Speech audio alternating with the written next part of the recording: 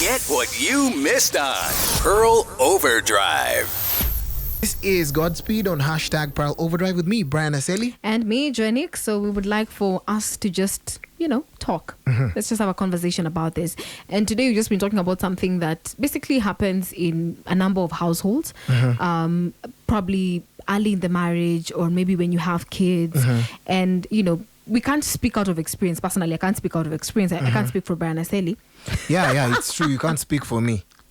But we can. Not that I have kids, but... Yeah, I can't speak out of experience, but it's so interesting how you will fail to see something big that someone has done, but you're able to see something small that you expected them to do, but they did not do it.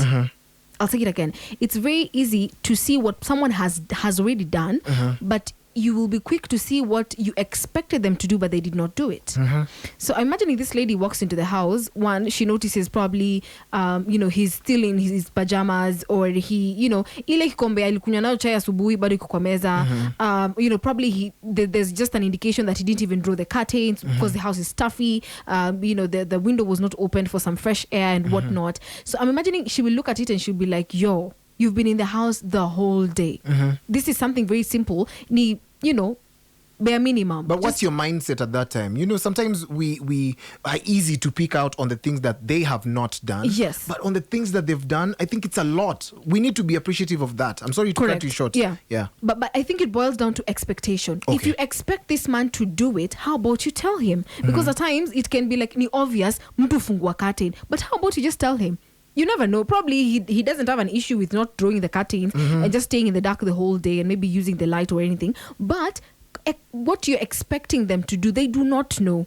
So how about you tell them that, by the way, you're not like shoving it down their throat and say, I'm expecting you to do dishes, wash the house, and no. But just telling them, by the way, it would be nice to just open the windows, draw the curtains, ensure there's fresh air, nini. Like what you ideally expect them to do in terms of bare minimum. Like I don't expect to use a cup in the morning and find it here on the table in the evening. It would be nice for you to at least take it to the kitchen. Hata afadhali nikuje nioshe, lakini zeti nipatana nayo asubuhi, nilitoka asubuhi, I find it in the evening. Of course, now I think that's where the issue comes in. But communicate that. Communicate your expectations to your partner. There's so many things that we need to address in this one. It says, my husband works from home and as a way of taking a break, plays video games. I come home to dirty dishes since he usually has friends over. What should I do? One, if you don't like the friends coming over during the week, just tell him, yo, can we have friends during the weekend?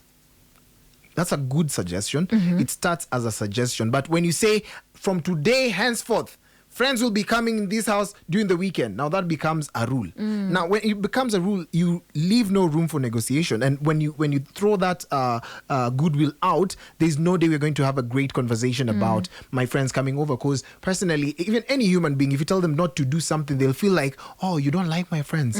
Because interpretation is usually really personal. Correct. Okay? Correct. And then another thing that I see here is, don't you like your man playing video games?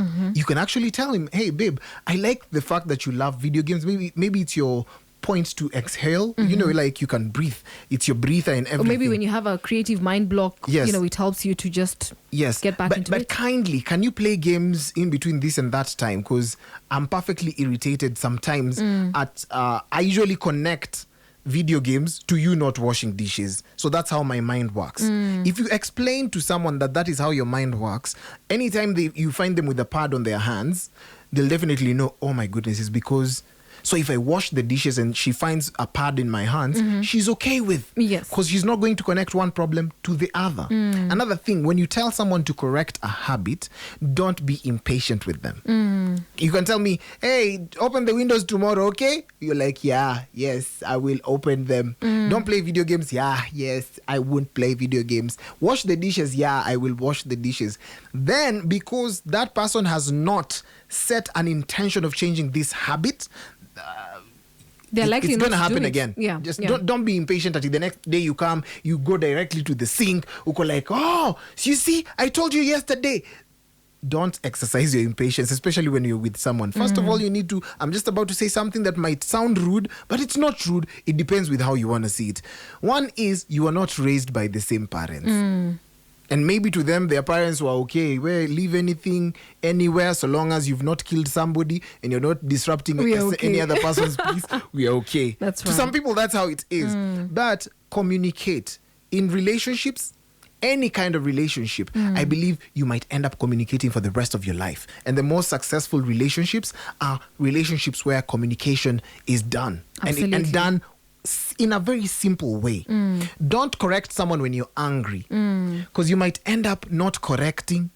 True. You might end up destroying. That's There's a right. difference. Yes. That's right. And of course, just to point on communication has to be effective. I don't know how many times I can insist on this. Communication has to be effective. It's only effective when it goes to the other person and then it comes back to you. You know, and you find that atakama ni sign language kind of communication, but they need to acknowledge that they have received the information and they're going to do the necessary. So very, very important for you. Once you are communicated to, please communicate back and say that I agree or I disagree. Very, very important. 1 Corinthians 13:4-8, a very common portion of scripture about love. Love is patient. Love is kind. Love does not envy, does not brag, is not proud. It does not behave itself inappropriately, does not seek its own way. It is not provoked, takes no account of evil, does not rejoice in unrighteousness, but rejoices with the truth, bears all things, believes all things, hopes all things,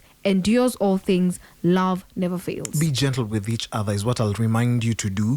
Proverbs 15:1 says, a soft answer turns away wrath, but a harsh word stirs up anger. Don't correct when you're angry. Tafadhali, okay? Because you're royalty. Behave like a king or a queen.